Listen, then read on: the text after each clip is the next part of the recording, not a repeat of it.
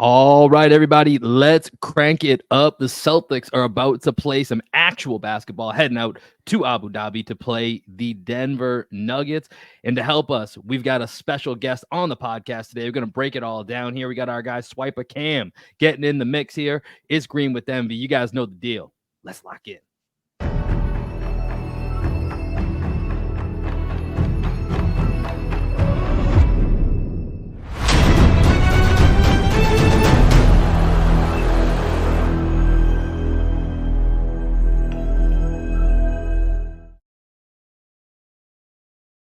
What up, what up, what up? Welcome into another edition of Green with Envy. As always, this is your boy Will Weir checking in. How you doing? How you living? Joining me today, we got a very special guest, and of course, we've always got my best friend, co-host, and the coach of our podcast, one and only, Greg Manakis. How we doing, Greg? I'm good, man. We did get some somber news before we started this recording that the legend Dikembe Mutombo has passed away at age 58 of brain cancer. So, Swipa, welcome to the show. I just wanted to kind of start as Dikembe played his first 5 years on the Nuggets, 4 years on the Nuggets. So I just wanted to kind of get your thoughts on Dikembe before we get into the current iteration of the Nuggets and Celtics. Yeah, he, during his first 5 years, obviously he had a lot of really important moments, and I think none is more revered in Nuggets history than the series versus the Seattle Supersonics, in which they were down 0-2, and then the iconic scene of him clutching the ball on the court, screaming and, adulation and all that stuff. So it definitely is a somber day. I talked about this on another platform a little bit earlier today, but he was a global ambassador, the first global ambassador for the league. He literally has inspired, millions of people to want to play basketball or develop their game, or even just to have an opportunity to do so. He was from the Congo as well. So he leaves a very, very rich, meaningful, and important history behind. And his ability to impact the game, not just on the court as one of the best defensive players ever, but his impact on just being an advocate and an ambassador for the brand of basketball and the NBA as a whole, and how he's been able to connect so many other generations with being a part of the league in some way. This is somebody who was positioned and lifted up by U.S. presidents, and to do that from playing basketball and being involved in a sport, and you're getting recognized, at the federal level, that's a really big deal. Those are things that people like Bill Russell and Michael Jordan have done. So Dikembe, he gets a lot of credit and adoration for all the things he accomplished in his life. So he obviously will be very well and very much missed, by everybody in the NBA community as a whole. Yeah, super sad news about Dikembe Mutombo. For those of you joining us, obviously Greg just mentioned it, passed away seemingly suddenly, at least for the NBA Twitter community. Definitely a sudden passing, and so you're seeing a lot of tributes go around about him. Some of his amazing highlights. I was saying to Greg before you came on here, Swiper, was watching a few of the highlights where he's got like one possession where he's got 4 blocks and one possession down the court, and you just think about, like you said, you already mentioned that iconic moment of Mutombo, after they upset the Sonics. Right. And I was telling Greg, like, that was kind of that was the Paul Pierce moment that we as Celtics fans cherish with him against LeBron and in 2008 at half court hugging the ball. Like there's a very similar type moment to that. So it it has kind of that connection. So definitely somber news with Dikembe's passing. I want to transition us a little bit here and start to look at the Nuggets and Celtics, who are both heading to Abu Dhabi. So first of all, it looks like Swipe, no Abu Dhabi trip for you, man. Not this time around. I will not be going with the team. Unfortunately, my role is not yet directly working with the team, just working in media. That's it. Right. That's what we're in the same boat as you, man. Right. So no Abu Dhabi trip here for the guys in the studio today. But what I'm going to get to this here in a minute, because I want to talk about what I like to call the finals that never was, kind of a little Game of Thrones twist on what could have been last season. But before we get there, we're coming fresh off media days happening all around the NBA today and tomorrow. But for the Celtics and Nuggets, that happened last week. We covered that a lot here on our podcast. So leaving media day, what do you think right now fans are most excited about for this upcoming Nuggets season? Excited? That's an interesting word. I think the Nuggets fan base as a whole is more so maybe looking to see what's next. I think, coming off the title, Jamal played really well. Jokic had an all-time run. Obviously, MPJ had moments. AG had moments. Jeff Green, Bruce Brown, KCP, Christian Brown.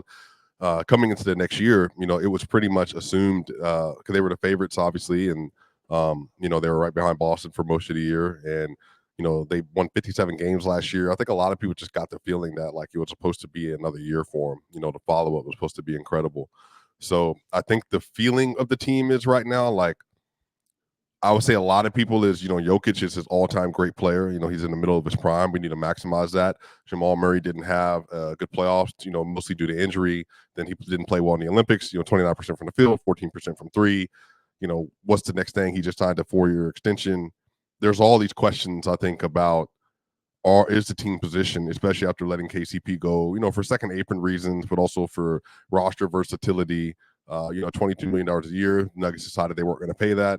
So Christian Brown, who's a really good defender, will he be able to step up offensively? Peyton Watson, very good defender. Will he be able to step up offensively? And then, you have Julian Strother, who theoretically should be a really good offensive player, especially a scorer shooter, but he's still very young. So who's going to take that fifth spot? And then how does Russ and them fit? I think right now it's just like everybody's kind of patiently waiting to see how the team is going to respond to this kind of new addition, no KCP. How's the media kind of spinning the Westbrook addition right now? Yeah, I mean, it really depends on who you ask. I said last year, going into the year, that I would not have brought back Reggie Jackson, that I would have signed Russell Westbrook because he's the best approximation for Bruce Brown, because you need somebody who has tremendous rim pressure and athleticism. Bruce Brown wasn't super good in the regular season in 22-23. He was really good in the playoffs. The Nuggets had a negative net rating when he was on the court in the regular season, and some of that is just like the lineups. But Bruce, he brought like this level of intensity and attacking the rim and defense that was just really well needed next to Jamal, especially. So the reason why I wanted Russ is because Russ offers very similar kinds of play style, but also Russ is a very good ball handler, passer. And if Jamal has somebody next to him that can take some of those reins and also can be the primary POA defender defensively, that allows for him to play more off ball, especially with the bench units, more importantly, then that's going to help Jamal succeed. So, I mean, I think the media, people are up and down on it. Russell has a more narrative attached to him than I think a lot of basketball analysis. So I think that's the downside to having Russ on your roster. But from a basketball fit, I mean, I'm not going to lie to you. I mean, I think Jokic and Reggie Jackson were like a +8 in the court last year. So I expect Russ to be about there to be a +10 or so. So I think he's going to fit well. But, by and large, he's going to be playing with, the core four, a lot. Right. So looking at last year, and I want to make sure we put a bow on this so we can kind of start to look ahead. But I know last year, Greg and I, as we were going through the season, we were getting more and more confident about the Celtics' chances throughout the regular season. And specifically, when you look at those Celtics Nuggets matchups in which the Nuggets swept it, that really felt like, out of all the basketball I watched in the regular season, those games stood out above the rest, as this just feels like a different level of basketball. And the one thing we kept coming back to is I think the Celtics are going to win this championship unless they might have a Nuggets problem, or they might have specifically a Jokic problem. And that was the one team that we kept looking at like, all right, I feel confident about every other team in this league. The Nuggets are the team for me that we looked at as like, this is going to be a toss up. And it kind of felt for a while there that it was an inevitability, right? That it was going to be this clash of Celtics Nuggets. So I'm curious to know, did it feel the same for you throughout up until, obviously what happened in the playoffs, and then kind of, where did it go wrong?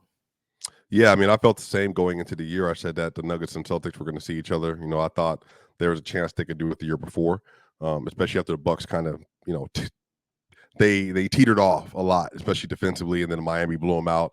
I think that the Nuggets were well positioned to do it. They won 57 games. It ties their record. They didn't have Jamal Murray for 23 games last year. They were 44-15 when Jamal and Joker played. I mean, they were, blitzing everybody. They were playing really well. They were top 8 offense and defense last year. Everything was kind of leading down that direction of, the Nuggets get through the playoffs. But I also want to be clear about this. I did say that the toughest matchup in the playoffs for the Nuggets was going to be the Timberwolves, not the Celtics, not the Bucks, not the Heat, not the Lakers, anyone. But it's just because of the way they have structured their team. They have these 2 bigs They have very, very physical defense. And in the West in particular, I think the thing that the Celtics have not had the privilege of doing, which helps you solve teams and players, they just haven't played the Nuggets a lot. They've only played 4 times in the last 2 years. Whereas the Wolves, Rudy has played versus Denver since 2020 in the playoffs. They've seen Anthony Edwards now in back-to-back playoffs. They've seen Jaden McDaniels. Nikhil was there the year before. Mike Conley's a veteran. They've been playing Mike Conley since 2020. So everybody's just very familiar with each other. So with familiarity, the Timberwolves also built their roster to specifically beat Denver. And it happened. So I think it just kind of fell off, mostly when Jamal got hurt at the end of the year. If he's not able to be the 26, 25 points a game player in the playoffs or 27 points per game player in the playoffs, that's like, at playoff, relative true shooting, that's shooting 40% from 3, that's having like the haymaker 20-point 4 quarters, that's what puts them over top. That's their ceiling. Right. So I think that once he got hampered, and even in the Lakers series, it's like, why is he struggling with Austin Reeves? That's just not something Murray does versus the Lakers.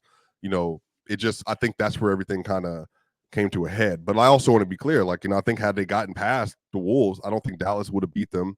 But I also think that they would have been, a great challenge, I think, with the Celtics. I think the issue with the Celtics matchup is, as good as they are defensively, the Nuggets are so inverted in how they play that Jokic just kind of forces you to have to fit a play style. And I think that's the problem, is no one dictates terms to the Celtics but the Celtics, except for Jokic. Just because of when you have an infrastructure, that's right. Everything's inverted. Yeah. Yeah. And so real quick on that, knowing that KP was not himself, right? He came back in game 1 and then left the series after that. As a Nuggets, analyst, does it feel like that's maybe one that got away? Because like you said, I'm with you. I don't think the Mavericks would have beat the Nuggets. I think the Mavericks had the right breaks. They got the right matchups that they needed to get to the finals. But I don't think the Nuggets were going to be a team that they were going to be able to beat. Yeah. So if you look at that Nuggets Celtics finals and you're looking at a less than, whatever percentage KP was, and who knows if he gets hurt again. Well, he was great game 1. The game he did come back and play, I was like, electric. So how do you think that series is going to play it out if we got it? Yeah, it really just depends on a lot of it with the Celtics, as y'all know. And this is the thing with 3-point shooting. It's just a lot of variance. But, as soon as the Celtics go cold, the way that the Nuggets play, they beat you by playing inch by inch. They don't have a lot of big haymakers. They might here and there, but mostly it's just 32-28, 46-44. But the problem is once you slip, they just kind of keep going. And that's why when you get into 4th quarter settings, it's all right, everyone knows what's coming. It's a 2-man game. That's a 3-man game. Murray, Jokic pick and roll, Jokic short roll, Jokic lob, Jokic floater, Jokic corner pass. And it's how many times can you stop that? I mean, how many times will be missed? But on the other end, the way they settle their defense down is by, especially versus the Celtics, they'll put Jokic on either Drew Holiday or put him on, in that situation, put him on, Horford or whatever else. They're going to switch it and try to see who's your least efficient off the dribble player. We'll put Jokic on him like we do Rui or Drew in the regular season. And then from there, it's about containing and collapsing. And the thing that the Nuggets did a good job of, I think, down the stretch of both of those games is when they took Jokic off of KP, that kind of eliminated the pick and pop, where KP was just getting these, 28-footers and ging, ging, ging, just throwing threes up. And I think that's the Nuggets counter. It's okay, on the other end, you don't have an answer for Jokic. It's not KP. Horford does really well versus, Embiid, does really well versus Giannis at times, but he is not going to have that same level of luck versus Joker because Joker just won't let him. And then I think Aaron Gordon, being able to fit those defensive matchups, I think that Tatum is a top 8 player in the league. I don't think he's consistent enough offensively where he's has something to go to in the 4th quarter that's just every single possession, what's getting it. Whereas LeBron in the first round, what's coming. Spain pick and roll, downhill, it's going to lay, free throws, or he's stepping out hitting 40% from the 3, and he just sees everything. I think that's just the difference. It's the Nuggets would have been in their bag. The problem is withstanding the Celtics barrage because they will throw a haymaker twice a game. It's going to happen twice a game. 2nd quarter, top of the 4th quarter, end of the 3rd quarter. One of those opportunities, either 2 of those 3 times. And at that point, it's okay, well, is it within 12? It's doable.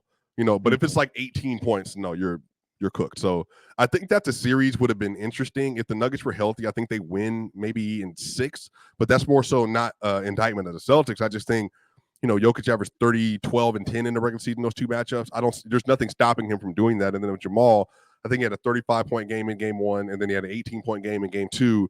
But, Porter and Gordon, all them. I think the funny thing is the leading scorer versus in the Celtics series probably would have been JB just because of matchups. But I think Tatum would have averaged, 21, 8, and 8 again or whatever. So his passing and playmaking would be really big there. But I mean, honestly, it really just depends on like how the Nuggets finish games defensively. Like I said, like the Celtics are just such a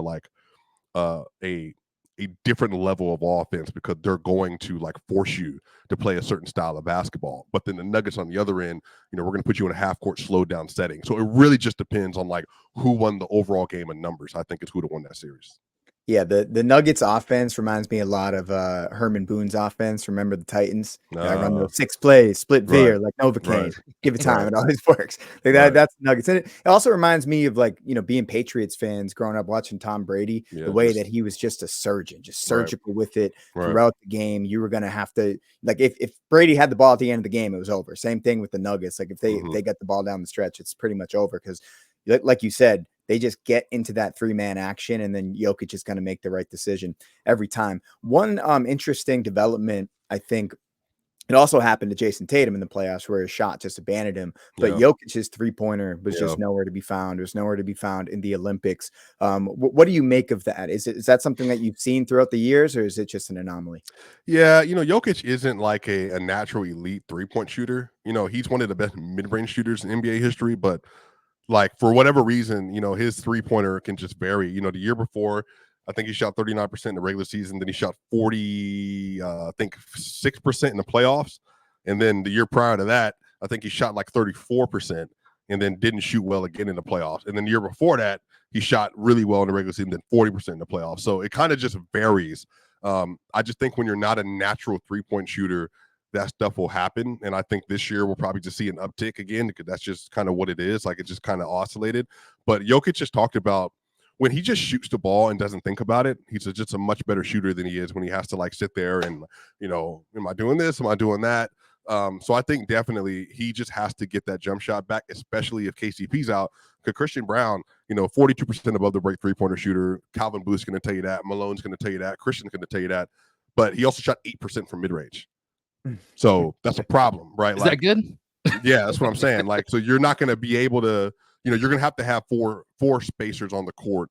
And, Aaron, he shot 39% from 3 the year prior. And then last year shot terrible from 3. So, I think some of this is just going to be about Joker finding his rhythm. And he has these months where he shoots really well from 3, but then he has those months. And then unfortunately it was in May, he shot 29% from 3 in the playoffs. And obviously that's just not going to be good enough. Yeah, let's stick with what you just brought up there, and that's kind of the loss of KCP because, and I want to get your thoughts here on the Karl-Anthony Towns trade and Julius Randle, all that in a second. But, in our last episode, Greg and I were kind of breaking down this Knicks new starting 5 versus like the Celtics starting 5, because that's one of their secret mojos, right? Is our top end talent, our top end, 5, and then you include Horford 6 in there. And I think that's been also where the Nuggets have been the last 2 years when they won the championship. And then last year, it's like, man, look at that starting 5. Like, good luck. We will go up against anybody out here. So now you lose Bruce Brown 2 years ago, lose KCP this year. You went from like the 6 that you felt great about. Now you got kind of that core 4. Number one, how big of a loss is it with KCP? And then number 2, how confident do you feel in some of the guys that you've mentioned, whether it's Christian Brown or Julian Strother or Peyton Watson being able to fill that void? Yeah, it sucks. I think KCP, number one, he's a Georgia boy. And, I always love, talking to him and being around him, man. He's a really good dude. And, he really commits to the team. He's a terrific defender, like a terrific screen navigator. He's probably the best Steph Curry defender in the world, and that means a lot in the Western Conference, when you got to play guards like that. But he is a very aggressive player. And then he's played in those closing lineups the last 2 years. And he's one of the reasons why they were so like unstoppable. He was a really good 3-point corner shooter. So it's going to be a loss for sure. I think the thing that I'm most concerned about is not the defense. It's the loss of the offense, just a guaranteed 40% corner 3-point shooter late game. And that's what KCP was. It's part of that formula you talked about with like, with all these different options, with Jokic just having that guy in the corner knocking down 40+%. Exactly. Now, Christian is about 6'6", and he's all of 6'6", and he's about 215. He's a big dude, and he's a very physical defender. He's actually the best Anthony Edwards defenders they have because they're the same size, and he's super athletic. So defensively, I think they'll be fine. They'll even be a better rebounding team because Christian is like averaging like, probably 5 rebounds a game at the guard spot, and they're going to be a big team. Jamal is 6'4.5", Christian 6'6", MPJ 6'10", Aaron Gordon 6'8", but like 235, and then obviously you have Jokic 6'11", 7 foot. So their size, defense, and rebounding is going to be probably even better in some ways. Offensively, though, like I said, like, you got to finish at the rim. You got to develop some other shot than just a above the break three. You just have to play smart, and you have to be able to close out possessions because that's you're a play finisher. The Nuggets have really good play finishers in Aaron Gordon, Michael Porter. Well, they're going to need a third one in Christian Brown. And I think Julian, his jump shot and his resume said he should be a really good 3-point shooter. So, if he could develop that and get consistent, then he'll be the one to close at times. But honestly, Julian's so young, but he's also 6'7". So, like, the Nuggets are not losing size. They're losing experience, and they're losing players that know every single possession where exactly they're supposed to be. So I think it's going to take time to develop that. But again, the one that has the most potential is Peyton. Again, Peyton is legitimate 6'8". Peyton is already one of the best wing defenders in the world. He's the best rim protecting wing in the world per the numbers for the most part. He just is terrific. But again, he's also very inconsistent closing possessions with a winning jump shot outside of the mid-range area. So is he ready to take on that kind of responsibility? That's what you have an 82-game season for. I think we're going to have to find out answers to all those questions going forward. Yeah, I was surprised that Watson didn't really get too much of an opportunity in the playoffs because, I didn't watch the Nuggets a ton, but he was a great Jason Tatum defender. He's one of those guys that, like, even if Tatum got half a step on him, he'd come back, chase block from behind. He's a problem on the weak side, just as a rover. But you kind of mentioned something with KCP in the screen navigation, which just got me thinking. Cause I think I've often said, Will, you can attest to this. I think he's the best screen navigator in the entire world. I think it's probably him, and Caruso is probably right up there with him. But when you think about the NBA and how teams build to beat other teams, they look around the league and they see, the competition out there. And before, that you had to beat the Warriors, you needed someone that was going to be able to navigate screens to beat Steph. It's not really a problem anymore, right? They're not really going to be up there as a contender. So I'm just wondering if you had any insight as to whether that was a reason why they let KCP go, as that particular skill set wasn't as necessary as you mentioned Christian Braun being able to match up with an Anthony Edwards a little bit more, because there were plenty of times in the playoffs where CB came into the game and he was just, he swung the game. KCP was on the bench and they went with Christian Braun instead. So what are your thoughts on that? Yeah, I think it's mostly money, but also too, it's like, okay, do we want to pay $22 million a year for a player that didn't hit enough jump shots, game 7 in particular, over basically, a player that offensively is really good at when he's on, but when he's off, he's not like finishing shots like you want. Even in the Celtics game, like there was a corner three he had, I think, in Denver that would have absolutely put the game away, but it just clanked it, so they were measuring, do we feel that in year 3, Christian, we can get 85 to 80% of KCP for basically no money? And if we don't, then we had to sign KCP to 22, but now we're over the second apron and we can't do anything. Like, there is no more trading to adjust, or if you got an injury to trade, there's nothing. So unfortunately, it's the way to CBA. I think they had to measure the cost and the benefit. Now, securing the starting 5 would have been great, but he'll be 34, 35 by the end of that deal. Is that worth doing? So I think some of this is the prism of the league changed. But also too, I think the Nuggets just looked at it and said, look, they were like, if you would have put Christian Brown's minutes with the starting lineup, I think they were like a plus 14 with Christian Brown, like with the starter. So it's not like they dropped off. They were still like the best in the world, basically. So now it's like, okay, larger sample size. Can they maintain that? Then it just doesn't make sense for us to pay him the money. And then we got Julian Strother and Peyton to develop, in the wings as well. So I think some of it was just the financial landscape. How much better will he be than Christian next year? And then if Christian takes a leap for the next several years, then, we got a player at 23, 24, 25 that's given us the same value, and he's just much younger. Yeah, seems like right now that CBA is coming for all of us around the league, Yeah, man, right? $400 Like, million tax bill for y'all. Exactly. So we see it on the horizon, Right. and that plays right into the big move from over the previous weekend here Yeah. with the Cat for Randall swap. And from a Minnesota perspective, looking out west, a lot of that has to do with that big tax bill, with what Cat's contract was looking like, and the timing, and what they thought was going to be the best value they get in return. Now, obviously, we touched on this. The Wolves matched up really well with the Nuggets, and a part of that was that 3-man big rotation. You mentioned the familiarity as well for Gobert, but you got Gobert, you got Naz Reid, you got Cat, and Cat's been slammed for his defense in the past. Like he took a lot, a majority of those minutes. Cat was one of the main guys that was out there, guarding Jokic, and with any of these guys, right? It's how can you slow them down? You're not stopping them, you're not shutting them down. That's not really a thing. It's how do you slow them down and make their lives more difficult? So how do you look at that trade impacting the Nuggets when you swap out Randall for Cat? Well, I don't want to turn into an anti-Randall guy. I just don't love Randall's No, that's game. okay. This is a good pod for that. You're welcome to do that. Celtics fans, I can imagine. He is. He's one of the worst scoring bigs in a playoff setting. It's only 15 games, so it's not very big. 46% true shooting, which is like a -8. You know what I mean? Literally, like when you take a shot, like you're, basically 40% from the field type thing. Like it's not good at all. He is a very strong player, very aggressive player. He's a determined rebounder. Now, if you tell me they get KP from 2021, where he averaged 24, 10, and 6 and shot 40% from 3, then yeah, like they're cooking. But I don't believe that's the version of Julius Randle that they're going to get. Yeah. So I don't know, man. I don't think they're going to be a contender. I don't think they're a championship team. Because basically you're asking me, if you look at all the championship teams, Celtics, okay, well, who can they go to? Go to score closing games. Well, Jaylen Brown did it. Jason Tatum can do it. Derek White could do it. KP could do it from the post. And then Drew Holiday can do it. All right, so they got 5. Okay, now look around the Knicks. Okay, they got Jalen Brunson, Mikal Bridges, Karl Anthony Towns, and even OG Anunoby and Josh Hart. They've shown they can make shots when it matters. So now you go to the Timberwolves, Anthony Edwards.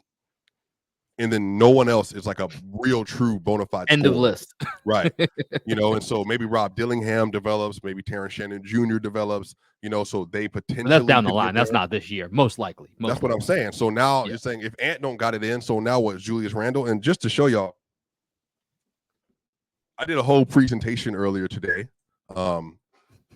basically on the offense that the Knicks are going to run, and in particular the swing offense. A lot of people don't realize, but the reason why they were able to beat Denver in particular, they ran a lot of flex. And what they did is they would put Randle on the post on the left block, and then they would put the shooting guard on the left corner. And what would happen is Karl Anthony Towns for the Wolves, I said Randle, Karl Anthony Towns would set a back screen, and then they would have the player, whoever that was, the shooting guard, would fold into the rim. But then obviously you don't want to give that up, so you switch. So Karl then would have CB and KCP, really good defenders, but they're way smaller than him. Isolation left post, and he was just bucket, or drive to the rim, bucket.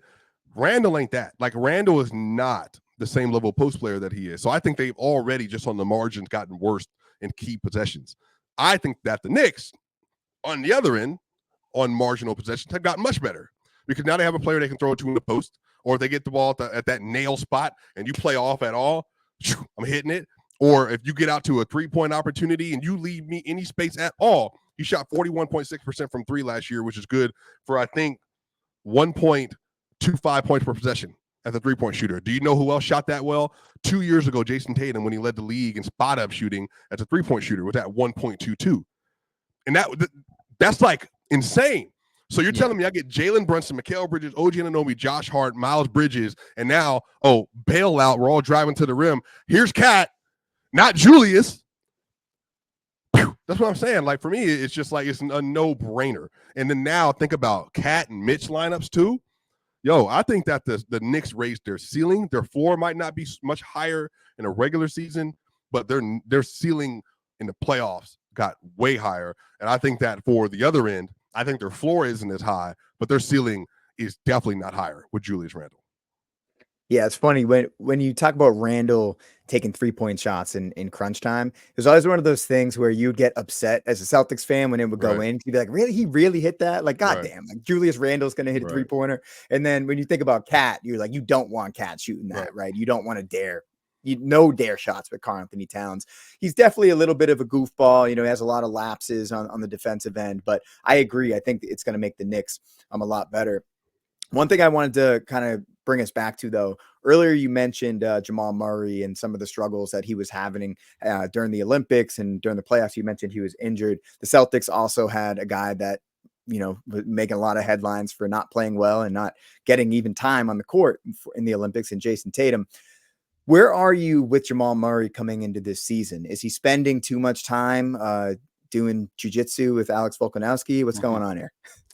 Nah, I think Jamal, he knows he has to take care of his body. He knows he needs to, I think people just waiting for Jamal to take his Devin Booker leap, regular season wise, like, his body morphing. You know what I mean? Like, JT came into the league, was skinny, then he turned into a man. JB came into the league, was just like a super freak athletic wing, but he turned into a man. I think people are looking at Jamal just like his body just hasn't taken the same kind of leap. Now, some of this is the ACL injury. I think his play style changed. But, look. It's gotten a little doughy. Yeah, but the thing is, Jamal takes his shirt off. He's not like fat. Like I've seen him. He's like in good shape, but it's just like some of the definition that you're looking for. But here's the thing. I'm not going to lie to y'all. The only difference between Jamal Murray being an all-star and being what he is now, because he averaged 21, 4 and 6, and he shot 48% from the field, 42% from 3, and 85% from the line. The only difference between him and an all-star is him taking his 3-point volume from 5.8 to Jason Tatum level. If he shot 9.2 3-pointers a game, he'd be averaging 24, 25 points a game. And the whole conversation would be different. But that's a part of it. It's just like, Jamal, like there's just little things you could be doing to elevate your own standing amongst the league. And as an offense, I do think that without KCP, that needs to go directly to Jamal and Porter. Porter's averaging 7.2 threes a game. He needs to be at 8.5. And Jamal, you absolutely, as the main ball handler, you need to be shooting like Dame Lillard, Steph Curry. And I'm not saying 11 to 14, but he definitely needs to be closer to 9 than he is to 5. I think that's the thing. I think there are little tweaks that Jamal can make. He's a really good passer. He averaged 21 and 10 in the NBA Finals. It's him and 3 other players that have ever done that: LeBron, Bird, and Magic. And then in the NBA playoffs, he averaged 26, 5 and 7. He's one of the only players to ever average like 25, 5 and 5 on basically 50, or 48 or 39 and 90. Like he's incredible, like super efficient. But for him, it's just consistency. Look, I think the Nuggets I think he scored 20 or more, y'all, like 36 times last year in the 59 games he played.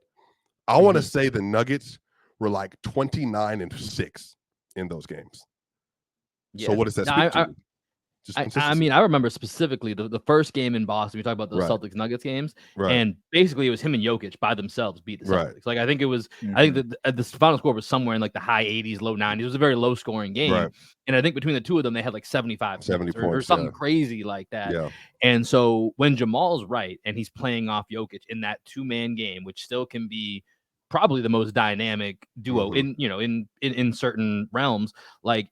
It's explosive, right? That's what, like you said earlier, that kind of makes this team, like takes them to that ceiling. And so, you started to touch on this, and I'm curious. And what you started to say was, Jamal and Michael Porter need to kind of increase their 3-point volume. Yeah. Is that what you view as going to be different about this upcoming version of the Nuggets? Because as you start to lose members of that core that won you your championship, you have to evolve in some way. And you have to change. We've talked about some of the players that are changing within that, but stylistically, what do you see being different? Man, that's up to Michael Malone, my brother. They is it Michael or Mike? I forget which one he gets offended by. So it was one time he apologized for that too. I think he was just agitated that day. I think that was with that Andrews, Malik Andrews, that might have happened. I think it was. I can't remember. It was ESPN, I think, for sure. Right. Yeah. No, but look, I think Calvin Booth literally said this, at media day. They asked him the direct question about 3-point volume. Obviously, everybody's referencing the Celtics, 44 3-pointers a game. That's not going to happen, just so you know. But he said that Malone said that if they would have increased their 3-point attempts by 3, they'd have been 15th and not 30th. The thing is, they carried over their 3-point volume from the year prior. They were the NBA just increased it, so that's why they fell back. But I do think that Calvin Booth said directly that if the team is healthy, if they're playing a team that's worse than them, that shoots more 3-pointers a game, well, Nikola Jokic shouldn't lose games like that because they are the best mid-range shooting team in the league. They're one of the best teams at the rim in the league, and they're still efficient from three. They're top 10, but they just don't put a lot of them up. But the problem is the Nuggets are looking at it and saying, okay, well, we're the best floater area mid-range team in the sport, and we're going to get to that whenever we want, except versus the Wolves. So should we really change what we're doing? Because Boston wouldn't keep us from doing that. The Mavericks wouldn't keep us from doing that. The Lakers definitely don't keep us from doing that. They got AD. The Heat don't keep us from doing that.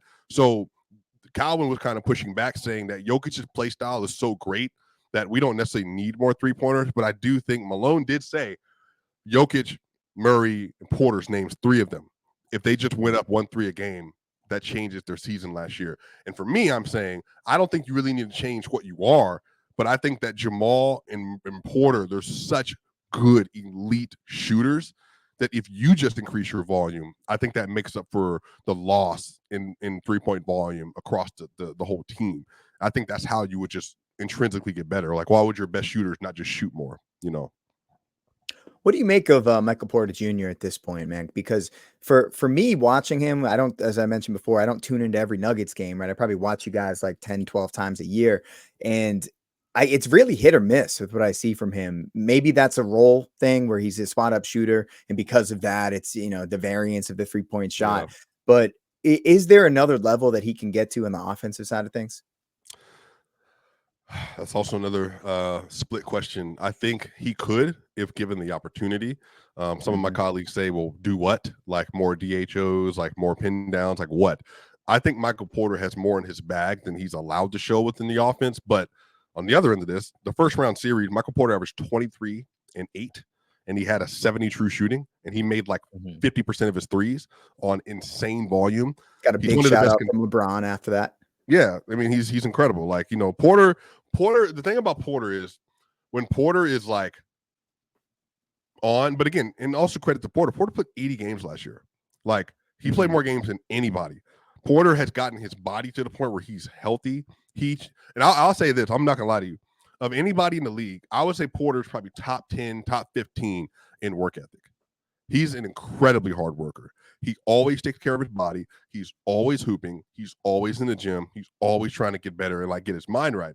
So I think some of this is just more so like how the Nuggets have allowed for him to operate. But this year in particular, again, I think there's room for Porter at average closer to 19 than it is 17 again. Because I think that's just going to be within the function of the offense. But for me, that just is turning up your 3-point volume. And then even as a driver in the previous playoffs, in the first round versus the Wolves in 2023, he was basically shooting like 80% on his drives. Now, that's not sustainable, but Porter's so big. And by the way, Porter legit said, he's added like 15, 18 pounds. He's 235 pounds right now, and he's 6'10". So this is what I actually think is going to happen, y'all. I think Porter is going to have more prominent role with the bench than he ever has because Russell needs shooters. And so Russell Westbrook, Julian Strawther, Michael Porter Jr., I think is going to be the tandem. Because if Russell can do what he does and gets to the rim, and then now you have like an elite 3-point shooter with you at all times, and to be fair to Porter, elite shooter, he shot 55% from mid-range last year. I think that's the duo. I think it's being able to find him more engaged with the bench, and that's where he can get a lot more of his points from. Yeah, that's pretty interesting to think about. And like, Porter's size, I think that's the biggest thing for me is how good of a shooter he is at that size.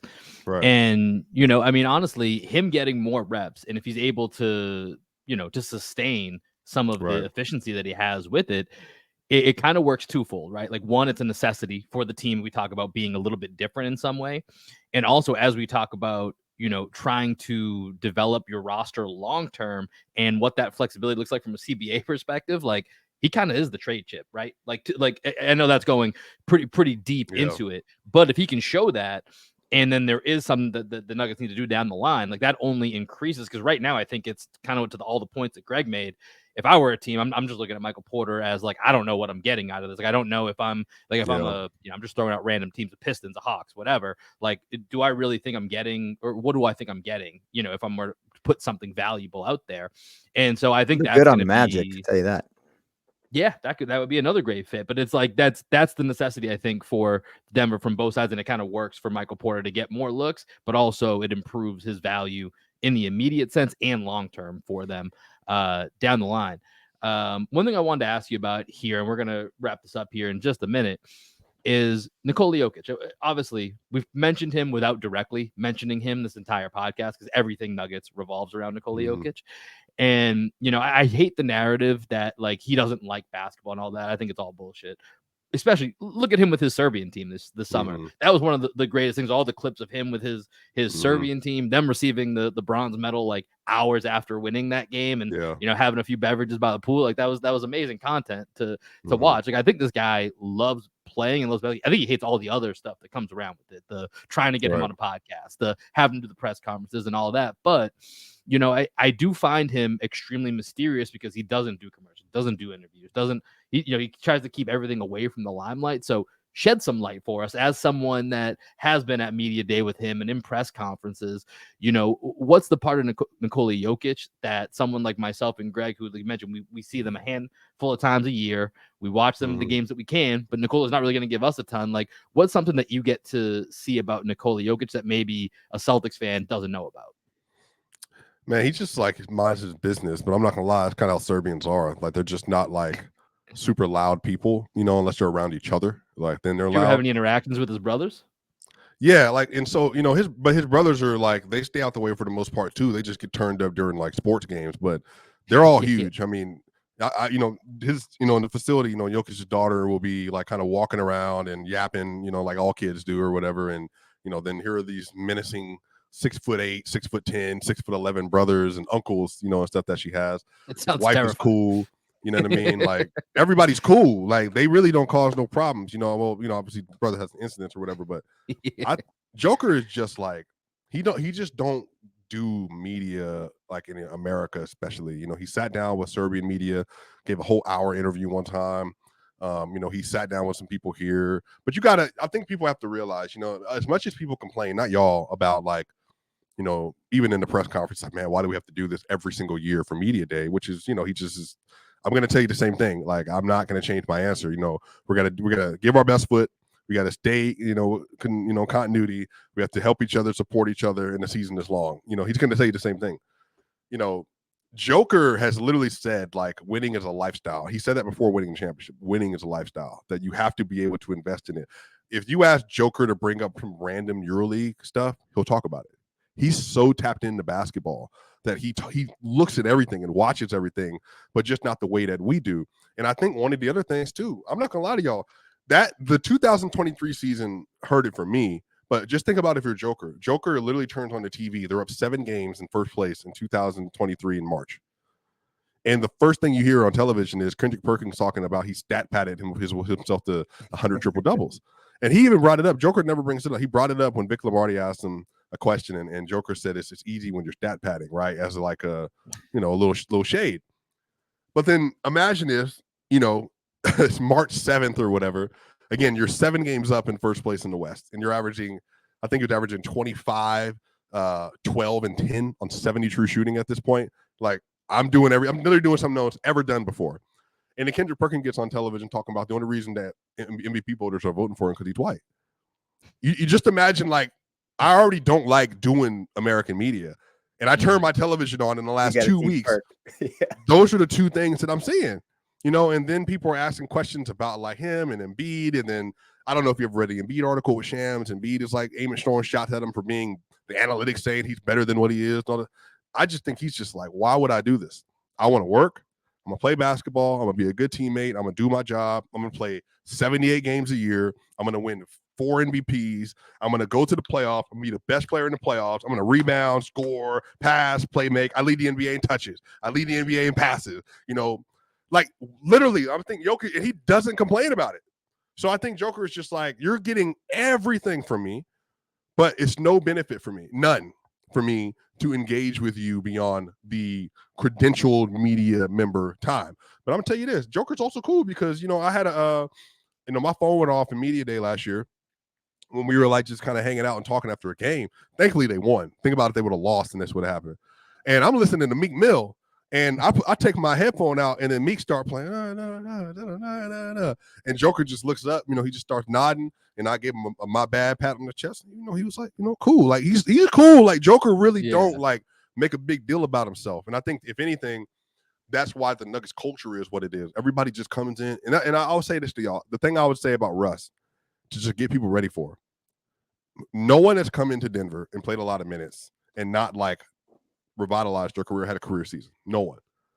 But that's just because everybody buys in. It's just the mentality. And I think Joker and Malone, but Joker is very much responsible for that. He is a very down-to-earth dude, but don't sleep. That man works harder than anybody. He's always in shape. He always does the right thing. He always takes care of his body, but he just doesn't like yapping. You know what I mean? Except when he's with his boys. So for me, it's funny because it's just like, I can tell you there's some things, I don't like doing that with my coworkers. And so I don't like showing up to events I ain't got to be at. So but I talk around my friends. You and I talk, me and you, if I go to Boston, y'all, we hang out, we'll have a blasted time. I love to dance. I love to get down. But if I showed it with you at a work function, they're like, oh, can you meet us at so-and-so on Friday? I don't want to go to this. I'd rather be with my friends. Right. 100%. Yeah, I'm not a work happy hour guy. I want to get into the just real quick. I know we got to wrap up, but the human side of things with the players is always so interesting to me in their outside endeavors. Right, you got Jokic with his horses, which I just love that storyline. Yeah. You got Murray, as I already referenced, he's obsessed with MMA, and then now Russ is on the team with his fashion interest. Right, is there anybody else on the team that has like an outside hobby that you find interesting on the team? Well, MPJ's a podcaster. He likes information and talking to people. He's got some interesting guests. Yeah. Yeah. Aaron Gordon is he's a family dude, very chill. He has a lot of stuff he does. He's kind of a free thinker. He's from Cali. So like, I guess stereotypically Cali, if that makes sense. KCP had his organization. Russ also has an organization that helps a lot of people, has a bunch of AAU teams. Peyton, I think, as he gets older, he'll kind of fold into that as well. But for the most part, like the Nuggets are like kind of quiet. Like they're just quieter than you think they would be. Like to me, the Celtics got a few people that talk. Tatum just yaps. He just talks. Like he'll get into the press conference. He'll tell you how he feels. And like, but he's so low key about it. Right. Right. But we don't even, I'm saying like outside of like DeAndre Jordan, you're not going to get into a press conference with Denver and they're just going to start like, about whatever, Jaylen Brown's got his opinions. He's going on Hot Ones this week. And the thing is, we do a media tour over here. Right. I love Jaylen Brown. Like, Jaylen Brown, first off, when Jaylen Brown got that big contract, I blasted, what he was doing with trying to reinvigorate black business in Boston, because obviously Boston has, a huge economic divide. But JB's all about that stuff. And then y'all have Malcolm Brogdon. So really, Celtics fans, they don't like me because like I don't think Tatum is like a top 5 player or something like that, but whatever. But I dig the players on Boston because y'all had Brogdon, y'all got JB, JT got a bunch of stuff he doing. I thought KP was an all-star with the Wizards, and everybody was like, "Oh, KP going to the Celtics. He ain't gonna do them." I'm like, "What were y'all watching?" Like he was like the most efficient post-up player in the league. He's an elite shooter. What are you yapping about? And then of course he goes there, and everybody's like, "Oh wow, like they got a super team." You just weren't watching. I don't know what to tell you. Derek White from Colorado, y'all. Like, now he's throwing hands at Colorado football games. He got more. That's what I'm saying, bro. Like y'all got a bunch of people to be like Sam Hauser locking down Luka Doncic in NBA Finals, man. Like you have a whole squad of people that are like whatever. So the Nuggets, they're just a bunch of hoopers, if that makes sense. Yeah. Like they just don't do a lot of like stuff, you know what I mean? But it's like you said, it starts with Jokic, right? And it kind of trickles down, right? It's kind of about your business, right? That come in, be about the business, and get it done. So before we let you go here, man, gotta make sure you give us a prediction here. What's gonna happen for the Nuggets this upcoming season? Well, ceiling is winning a championship. The floor is out in the second round again. They're gonna, I think, depending on how they figure things out, in the matchups they get in the playoffs. I think there's a very real world they could see the Thunder in the Western Conference Finals, and then that's really going to be about like, are the Thunder ready for the moment? The Thunder have a very deep team, but again, like if everybody's healthy though, a lot of this comes down to Jamal. Because if you're telling me the 2-man game's healthy, well then I don't think there's anything you can do about that. Because at that point, it's just like we're just doing whatever we want. So they can win the finals, but man, like. Christian Brown, Julian Strawther, Peyton Watson, are y'all able to take enough of a step to where like the team is comfortable? and you know who your 6 are, you know who your 7 are. I think that's what it's going to come down to if they win or not. But they're going to have some things to figure out over the course of the season with that 5th spot. I think the backup 6th man is Russ, and I think Julian Strawther, Christian Brown are going to kind of teeter between like 6 through 8, like where they're going to kind of slot. Right. Well, it's going to be exciting, man. I'm happy we got basketball back in our lives. We're going to get a little bit of a sneak peek, obviously, with Celtics and Nuggets linking up this weekend. Get some morning basketball. It's going to be a little bit weird. I think Mountain Time is going to be like an 8 a.m. and then a 10 a.m. game or something like that. Yeah, Greg and I are actually in Austin, Texas, so we got Central Time games that we'll be locking in for come Friday and Sunday. So that's going to be fun to see some actual basketball out there. Swipa, we appreciate you joining us here, man. We'll have to link up again in the regular season once we see what these teams actually look like. Greg, any final thoughts here before we throw it out to some Black Sheep Optimists? No final thoughts. Appreciate you, man. All right, man. Appreciate you being here, Swipa. Enjoy some Black Sheep Optimists here on the way out, and we will catch you guys later. Peace. This free throw, Horford the rebound. Here's Pritchard. He loves these. Puts it up half court of the buzzer. Every time I get this high, I lose my mind. It don't take much no more until I hit the floor.